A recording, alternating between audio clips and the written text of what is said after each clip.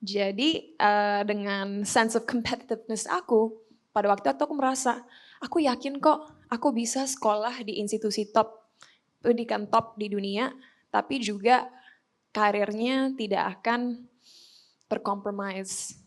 Dan ternyata terbukti dengan aku memilih pendidikan, malahan itu menginspirasi banyak orang-orang yang mengikuti jalan karirku bahwa pendidikan bagi mereka juga harus penting.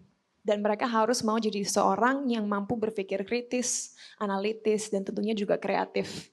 So, I did it for myself, itu alasan selfishnya. Tapi alasan yang lebih inspiratifnya lah, memang betul-betul aku merasa bahwa sebagai public figure kita memiliki kewajiban untuk menjadi role model yang baik bagi orang-orang yang mempercayai kita dan juga mengidolakan kita. Dan aku rasa kalau kita tidak mulai dengan diri kita sendiri, bagaimana orang lain akan percaya bahwa itulah proses yang terbaik bagi mereka. Keren ya. Baguslah Cinta punya kesadaran, aku jangan-jangan dijadikan idola, role model, aku harus memberikan perspektif yang baik. Agar anak-anak yang mengikuti aku, yang percaya pada pandangan-pandanganku, pendapatku, ya kehidupanku, itu mengikuti jalan yang menurut Cinta, itulah jalan yang terbaik. Tapi sebelum kita lanjutkan, ada baiknya kita simak dulu tayangan berikut ini. Cinta Laura Kiel dibesarkan dalam lingkungan multikultural di mana ia tumbuh besar di 7 negara berbeda, di Asia hingga Amerika. Cinta memulai karirnya di industri entertainment sejak umur 12 tahun dan telah tampil di lebih dari 450 episode TV dan belasan film. Merilis 2 album multi-platinum serta meraih beberapa penghargaan di bidang film dan musik. Setelah lulus dan meraih predikat cum laude dari Columbia University di umur 20 tahun, Cinta yang baru kembali ke Indonesia ditunjuk oleh Kementerian Pemberdayaan Perempuan dan Perlindungan Anak Republik Indonesia sebagai Duta Anti Kekerasan Seksual terhadap Perempuan dan Anak. Jauh sebelumnya, Cinta sejak kecil telah turut andil dalam kegiatan aktivisme sosial bersama keluarganya, dimulai dengan didirikannya Yayasan Sukarsono Peduli yang berhasil mendirikan pendidikan gratis kepada lebih dari 5.000 pelajar kurang beruntung, serta mendirikan dan merevitalisasi 11 sekolah di kaki Gunung Salak. Pada tahun 2023, Cinta kembali mendirikan sebuah gerakan bernama Act of Love yang berfokus pada pemberdayaan generasi muda Indonesia. Melalui program donasi yang dilakukan, Cinta mengumpulkan dana untuk membantu sarana pendidikan di daerah pelosok negeri. Gerakan ini berhasil membangun sebuah jembatan di Karangpinggan, Sumatera Selatan yang ditujukan untuk membantu pelajar di daerah tersebut yang harus melalui perjalanan panjang dan berbahaya untuk dapat mengakses pendidikan. Beberapa tahun terakhir, Cinta mendirikan sebuah ekosistem bisnis dengan tujuan untuk meningkatkan potensi ekonomi kreatif generasi muda Indonesia. Melalui PT Cinta Para Semesta, Cinta berhasil menetapkan beberapa bisnis, di antara lain Revel Icons, Talent Management, Puela ID, Platform Digital, Rumah Serada Semesta, Creative Hub, Lucid Studio, Rumah Produksi, Abstract, Music Management, 18 Coffee, Waralaba F&B. Selain itu, Cinta juga merupakan komisaris di sebuah perusahaan pengelolaan limbah ke energi terbarukan bernama PT Maharaksa Biru Energi. Berkat keaktifannya dalam mengedepankan isu pendidikan dan perempuan, Cinta berhasil meraih beberapa penghargaan dari berbagai institusi dan platform, di antaranya penghargaan Inspirasi Milenial Nawacita, penghargaan Inspiring Figure of the Year dari Popbella, penghargaan Most Influential Artist dari Forbes, dan beberapa penghargaan lainnya.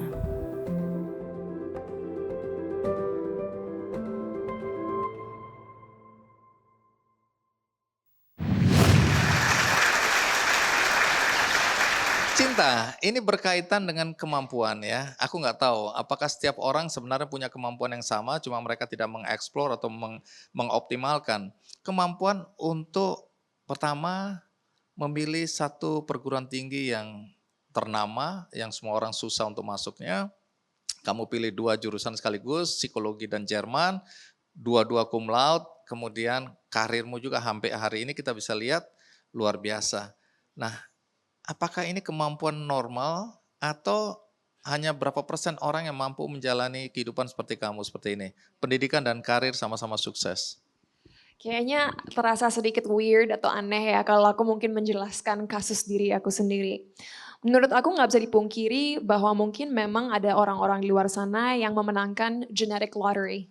Dalam arti memang mungkin dari lingkungan mereka, mereka mampu menjadi orang-orang hebat karena memang bibit bobotnya udah membantu mereka untuk bisa merealisasikan potensi mereka. Tapi ada juga orang-orang yang mungkin menjadi hebat karena kontribusi orang-orang yang udah berjasa, kayak guru-guru di sekolah, dosen-dosen di kampus, dan lain sebagainya. Mungkin untuk multitasking segininya cukup sulit. Tapi menurut aku ya, bukan sebuah hal yang impossible atau mustahil.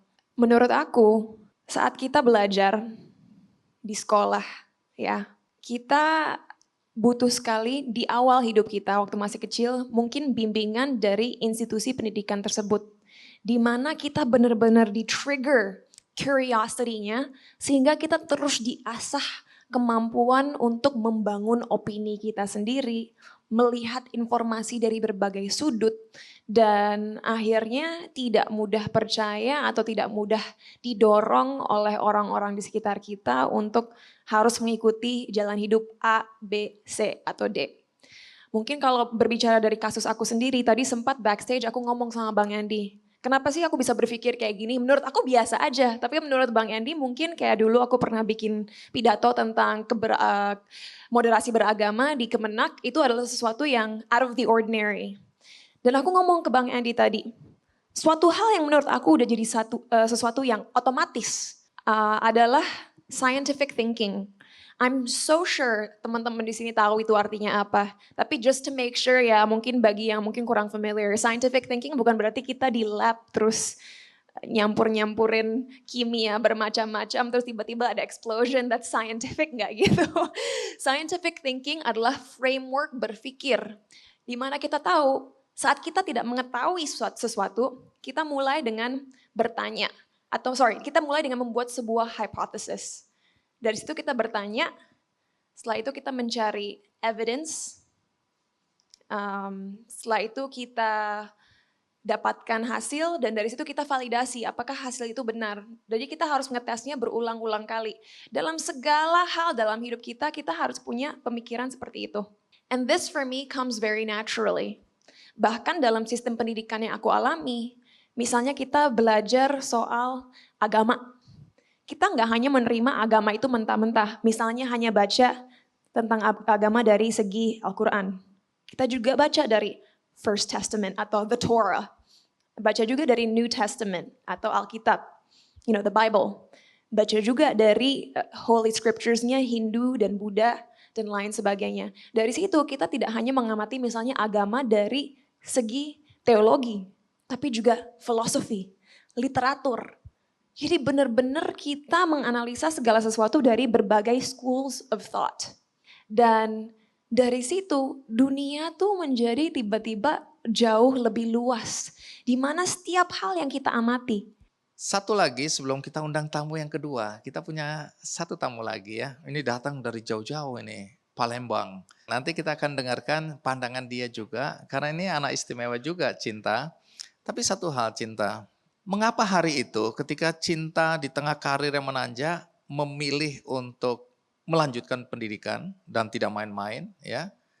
Itu artinya pendidikan menurut Cinta penting ya. Sepenting apa pendidikan dalam kehidupan manusia? Pendidikan itu sangat penting karena pendidikanlah yang juga satu membuat kita lebih mampu untuk bekerja dengan satu sama lain agar bisa membangun fondasi yang kuat untuk memajukan bangsa, itu pertama. Tapi pendidikanlah juga yang dapat membantu negara seperti Indonesia, negara yang sangat beragam, untuk bisa hidup dengan satu sama lain dengan harmonis. Coba bayangin dengan pemilu yang baru aja terjadi.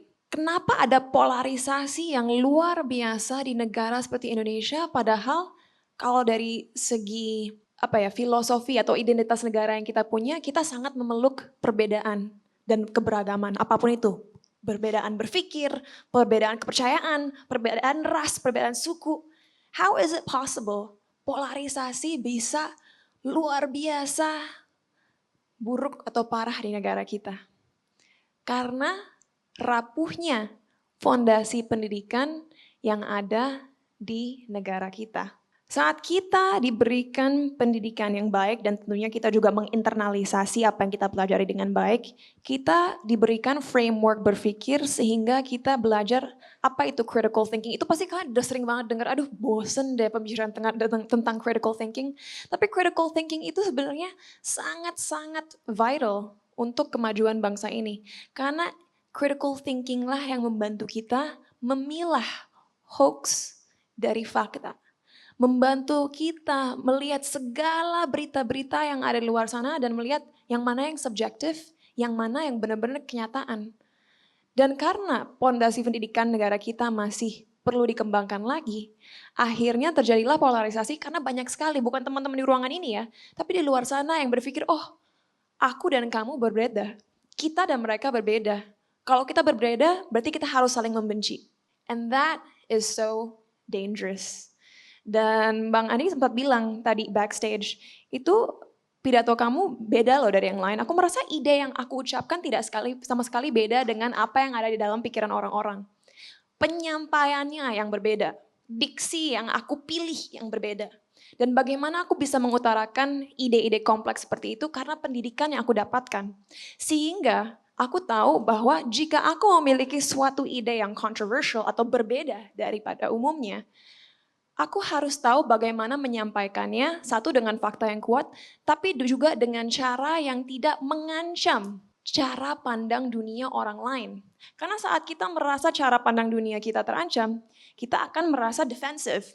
Kita mungkin bahkan akan merasa rasa benci terhadap orang atau grup kelompok itu karena merasa, oh they're different from us, kok boleh ya mereka menghujat cara berpikir kita, padahal nggak menghujat, hanya memberikan opini yang berbeda. And so on that day when I decided to continue my studies, pada saat itu aku udah tahu, yang penting bukanlah jurusan yang aku ambil, atau pelajaran yang aku pelajari. Tapi hal yang paling berharga yang aku dapatkan saat aku menempuh pendidikan yang lebih tinggi adalah cara berpikir yang logis, cara berpikir yang kritis, dan juga tentunya cara berpikir yang efisien. Efficient thinking, productive thinking, critical thinking. Dan itulah yang akhirnya membuat aku sebagai individu berhasil mengekspresikan opini-opini kontroversial atau opini-opini yang kompleks tanpa aku harap dan aku rasa ya mengancam cara berpikir atau pandangan dunia orang lain. And that's what education gave me, that power. Iya. Cum laude-nya itu di S1, S2 atau S3? Alhamdulillah tiga-tiganya.